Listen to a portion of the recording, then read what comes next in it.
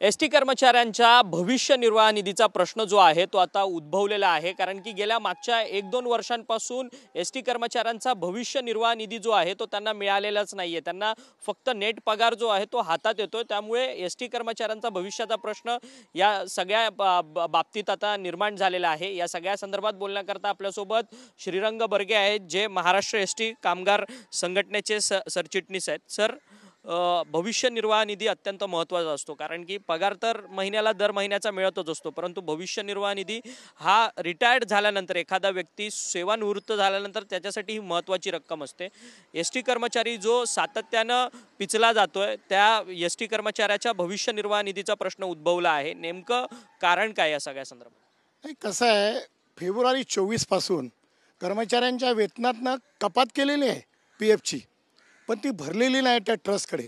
एक स्वतंत्र ट्रस्ट आहे एसटीचा, आणि त्या ट्रस्टकडे हे PFचे पैसे कर्मचाऱ्यांच्या वेतनातनं कपात करून तिथे गुंतवले जातात, आणि ट्रस्ट ते वित्तीय संस्थांकडे गुंतवतं, आणि त्याच्या व्याजातून ही ट्रस्ट चालते।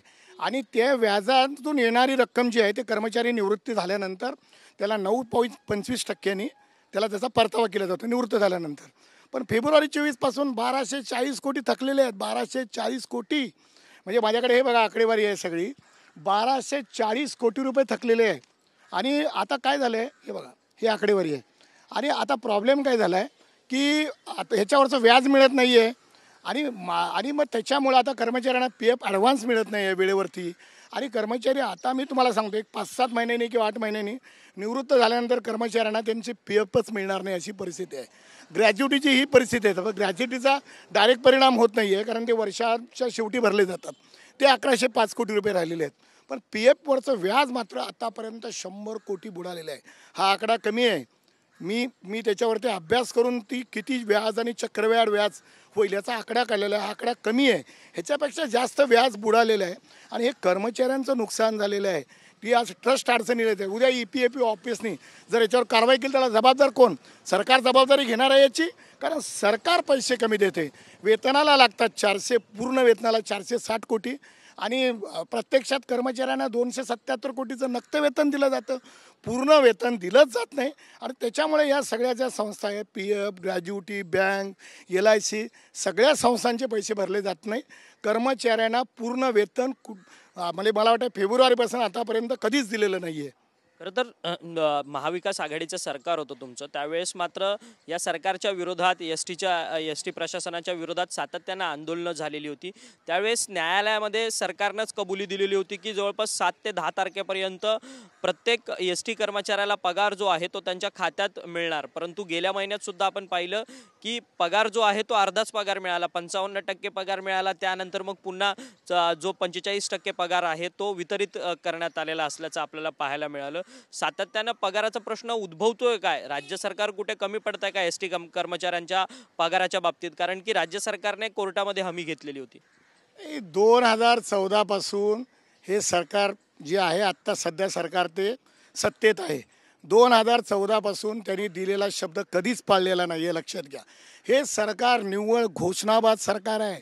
यांनी एसटी कामगारांना हे दिलं ते दिलं सांगितलं, तर वेतनवाढ केली मध्ये, त्याच्यामध्ये त्यांनी 6,500 कर्मचाऱ्यांच्या वेतनात सरसकट वाढ केली, पण त्याचा 2020 ते 24चा फरक नाही दिला।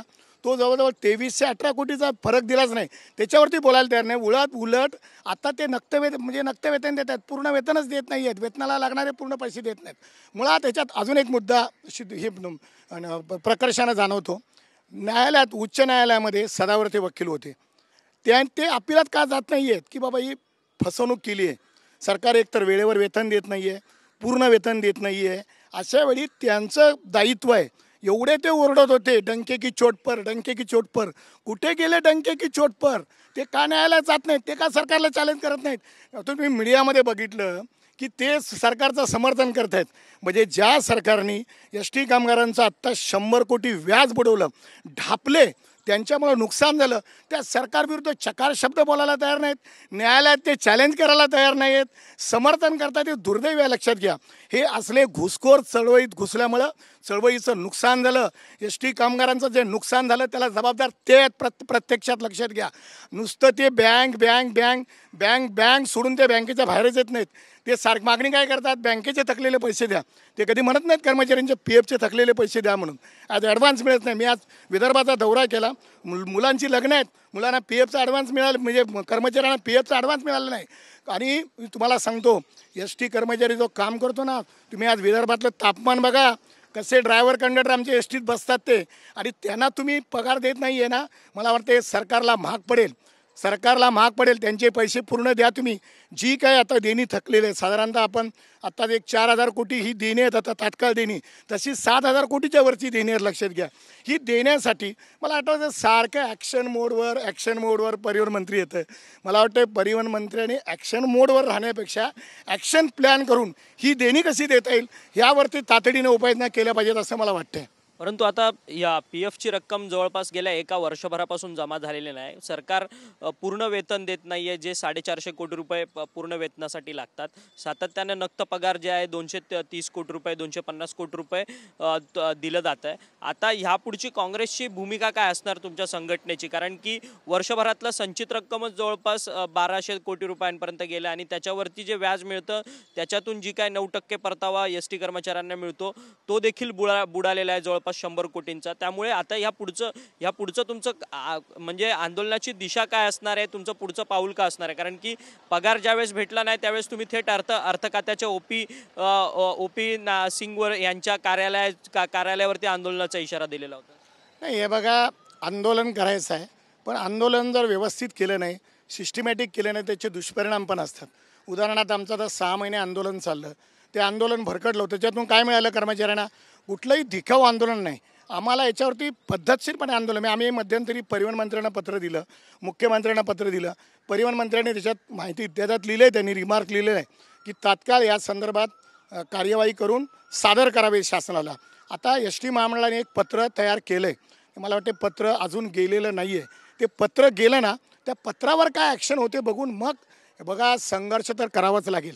माझं आपल्या माध्यमातून सगळ्या संघटनांना STतले आव्हान आहे, आता आपापसात व्यक्तिगत टीका करू नका. एवढी कर्मचाऱ्यांची देणी आहेत, कर्मचाऱ्यांचे हलाल होत आहेत, अक्षरशः म्हणजे कर्मचारी बेजार झालेला आहे आर्थिक विवंचनेमुळं. आता त्यांचे तुम्हाला खरं सांगतो, घरासाठी कर्ज काढलं, ते हप्ते वेळेवर गेले नाहीत या महिन्यामध्ये, तर त्यांना त्याचं दंड व्याज लागलं. म्हणजे ही अमाऊंट वेगळीच आहे. म्हणजे हे 100 कोटी बुडालेच PFचे व्याजाचे. अजूनही असा आर्थिक फटका कर्मचाऱ्यांना बसतोय. तर सगळ्या संघटनांनी एकत्र यायला पाहिजे. मी तसा प्रयत्न करतोय. मला असं वाटतं की सगळ्यांनी, ज्यांच्यावर मी टीका केली त्यांनाही सुद्धा आव्हान करतो, तुम्ही पुढाकार घ्या, पण आज ST कर्मचाऱ्यांचे थकलेले पैसे दिले पाहिजेत.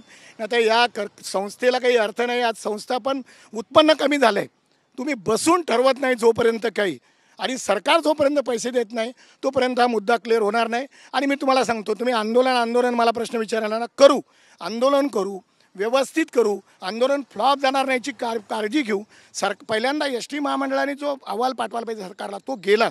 तो अहवाल जर 2-3 दिवसात जर माझ्या हाताला लागला तर मी पुन्हा तुमच्या समोर येईल आणि आंदोलनाची निश्चित करेन दिशा काय आहे ती.